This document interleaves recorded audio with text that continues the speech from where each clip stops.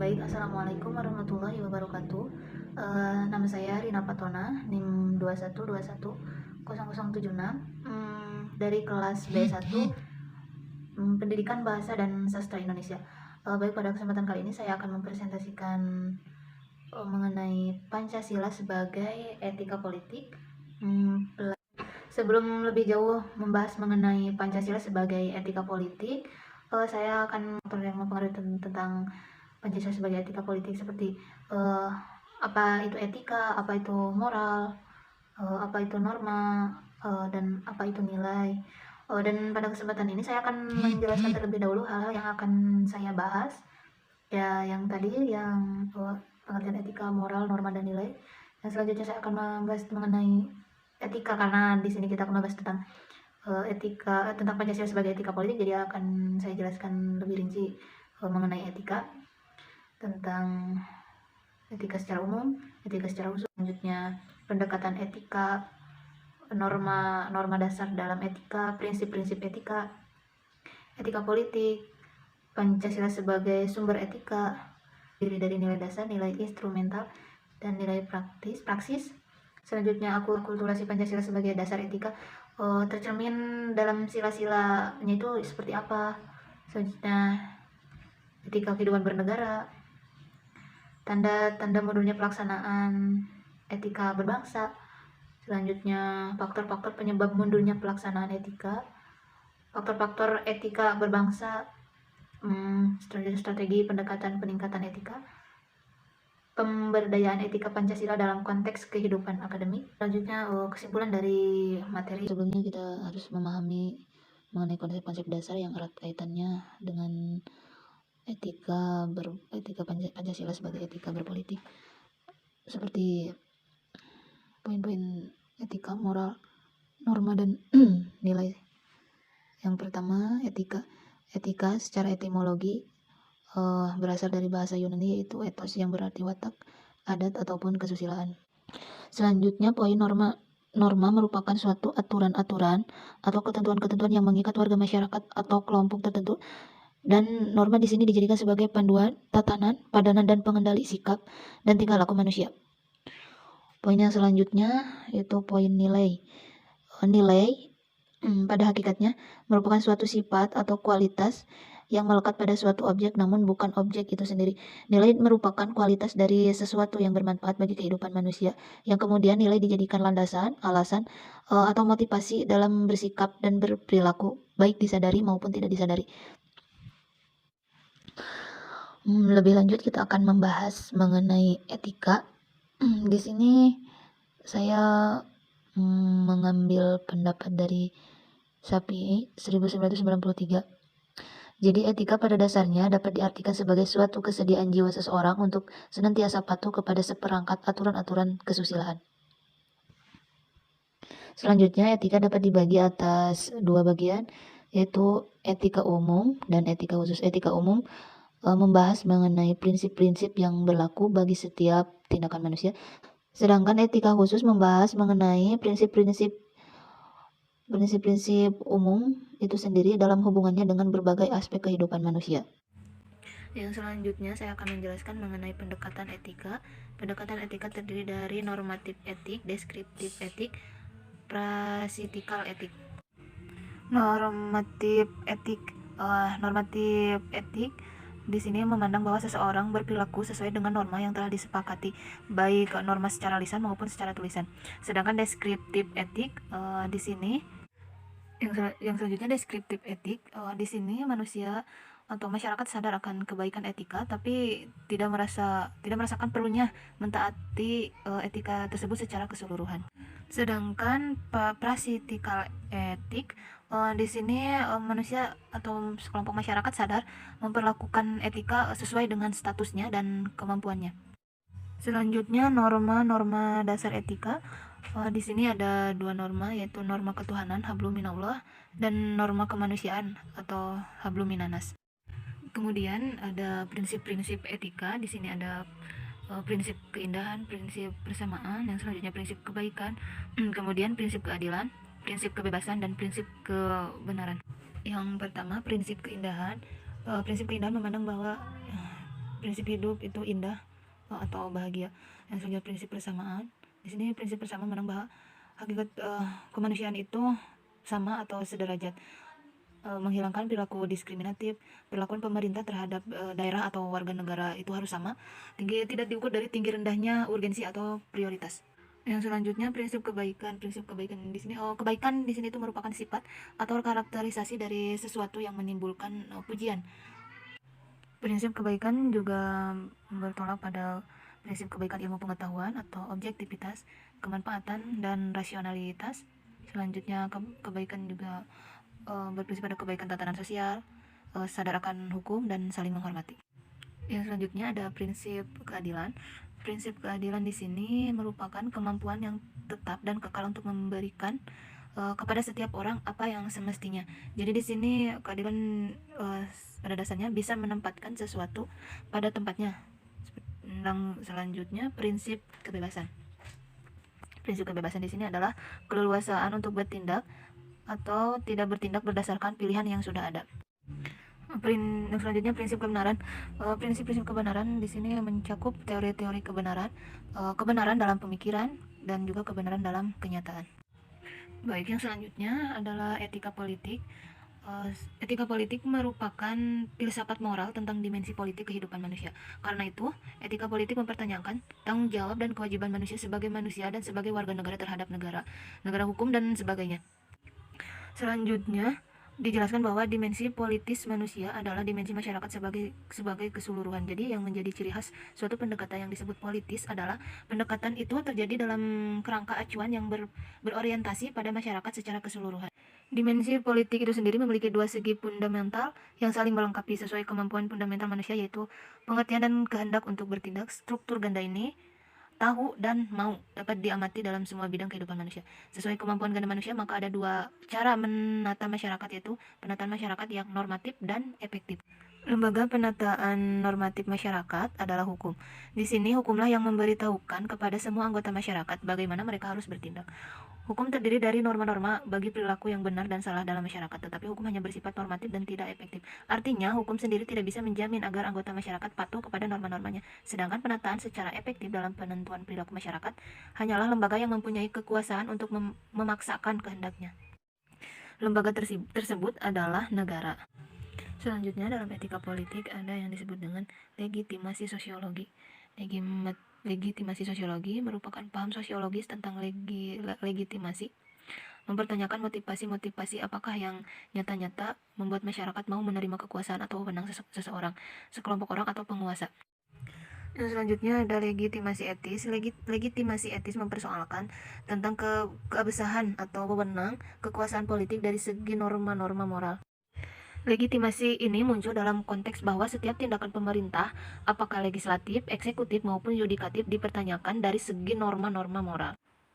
Pertanyaan yang timbul merupakan unsur-unsur penting untuk mengarahkan kekuasaan dalam menggunakan kebijakan-kebijakan yang semakin sesuai tuntutan kemanusiaan yang adil dan beradab.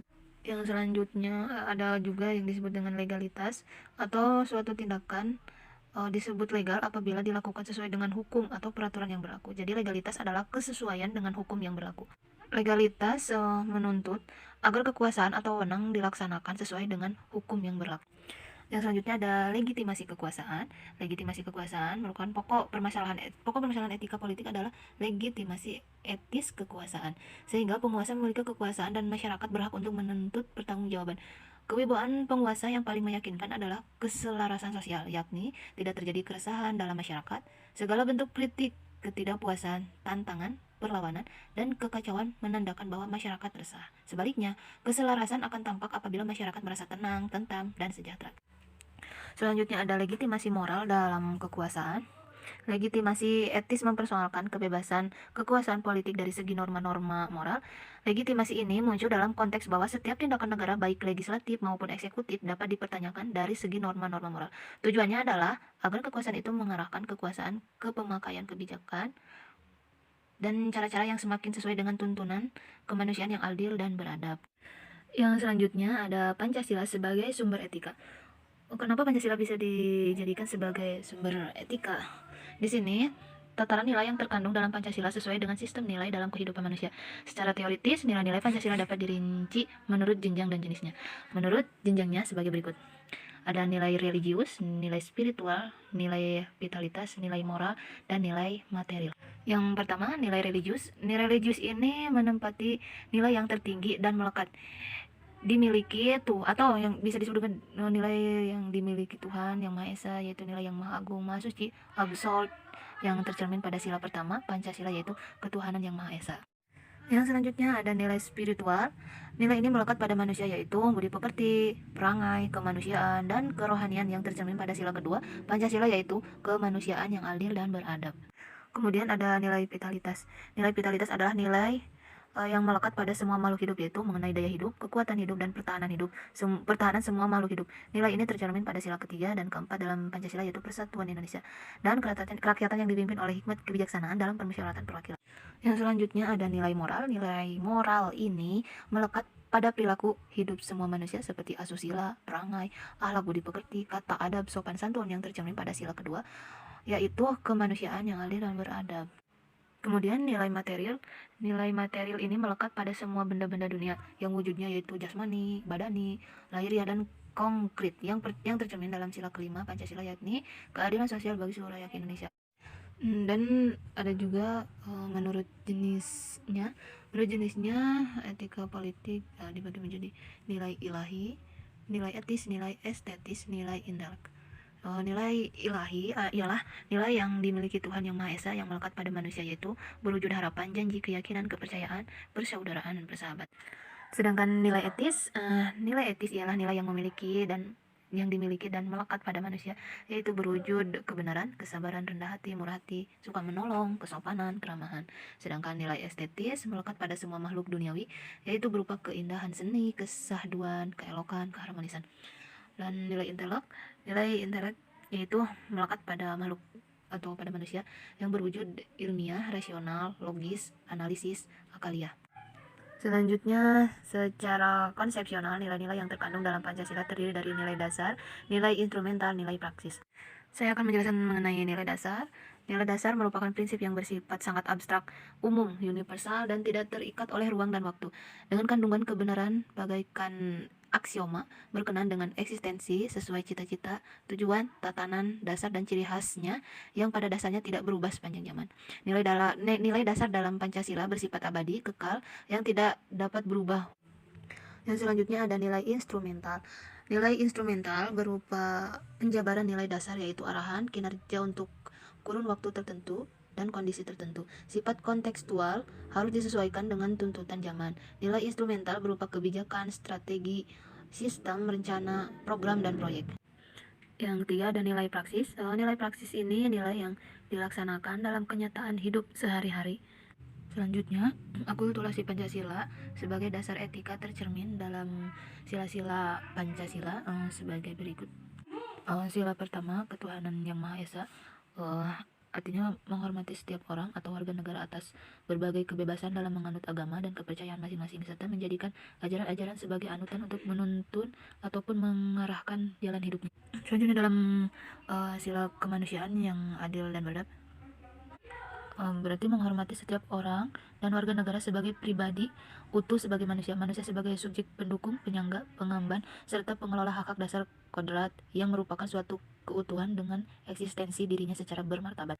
Selanjutnya dalam sila ketiga, bersikap dan bertindak adil dalam mengatasi segmentasi atau primordialisme sempit dengan jiwa dan semangat Bhinneka Tunggal Ika, bersatu dalam perbedaan dan berbeda dalam persatuan.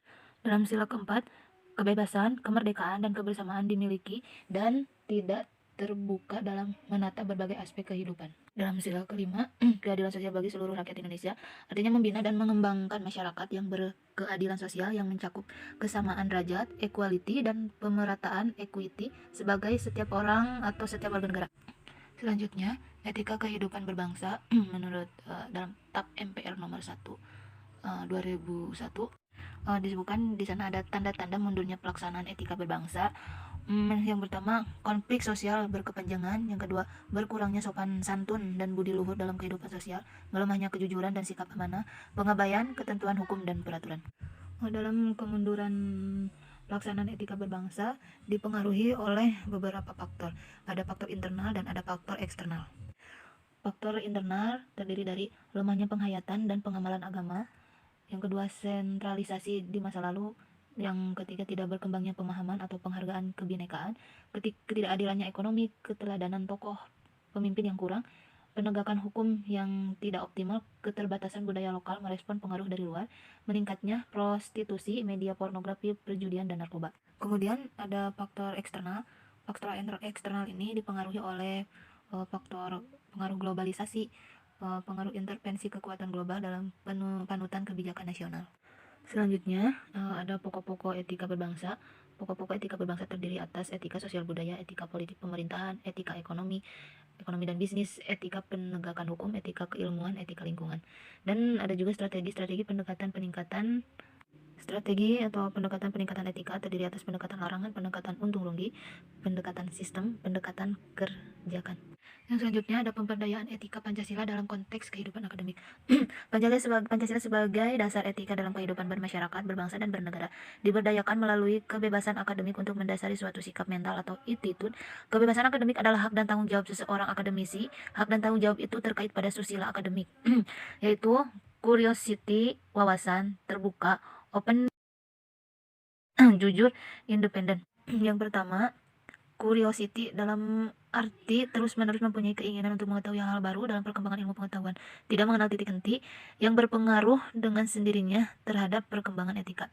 Yang kedua, wawasan luas dan mendalam dalam arti bahwa nilai-nilai etika sebagai norma dasar bagi kehidupan suatu bangsa dalam kehidupan bermasyarakat dan bernegara tidak terlepas dari unsur-unsur budaya yang hidup dan berkembang dengan ciri-ciri khas yang membedakan bangsa itu dari bangsa lain.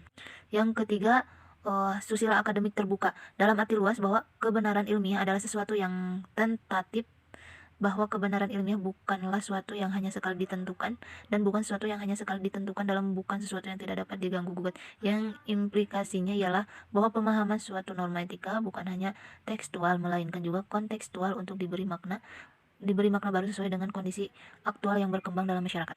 Dan yang keempat, open-mindedness dalam arti real dan rendah hati, modis, bersedia menerima kritik dari pihak lain terhadap pendirian atau sikap intelektualnya. Yang kelima dan selanjutnya, susila akademik jujur dalam arti menyebutkan setiap sumber atau informasi yang diperoleh dari pihak lain dalam mendukung sikap atau pendapatnya. Serta yang terakhir, independen dalam arti bertanggung jawab atas sikap dan pendapatnya, bebas dari tekanan atau kehendak yang dipesankan oleh siapapun dan dari manapun. Baik, seperti itu pembahasan yang dapat saya sampaikan mengenai Pancasila sebagai etika berpolitik. Selanjutnya, saya akan menyimpulkan materi yang saya sampaikan. Kesimpulannya, etika merupakan cabang ilmu filsafat yang membahas masalah baik dan buruk. Ranah pembahasannya meliputi kajian praktis dan refleksi filsafat atas moralitas secara normatif. Kajian praktis menyentuh moralitas sebagai perbuatan sadar yang dilaksanakan dan didasarkan pada norma-norma masyarakat yang mengatur perbuatan baik dan perbuatan buruk. Adapun relaksi filsafati mengajarkan bagaimana tentang moral, filsafat mengajarkan bagaimana tentang moral tersebut dapat dijawab secara rasional dan bertanggung jawab. Pancasila sebagai core filosofi bagi kehidupan bermasyarakat, berbangsa, dan bernegara juga meliputi etika yang syarat dengan nilai-nilai filsafat. Jika memahami Pancasila tidak dilandasi dengan pemahaman segi-segi filsafatnya, maka yang ditangkap hanyalah segi-segi fenomenalnya saja, tanpa menyentuh inti hakikatnya. Pancasila merupakan hasil kompromi nasional dan pernyataan resmi bahwa bangsa Indonesia menempatkan kedudukan setiap warga negara secara sama, tanpa membedakan antara penganut agama mayoritas maupun minoritas. Selain itu juga tidak membedakan unsur lain seperti gender, budaya, dan daerah.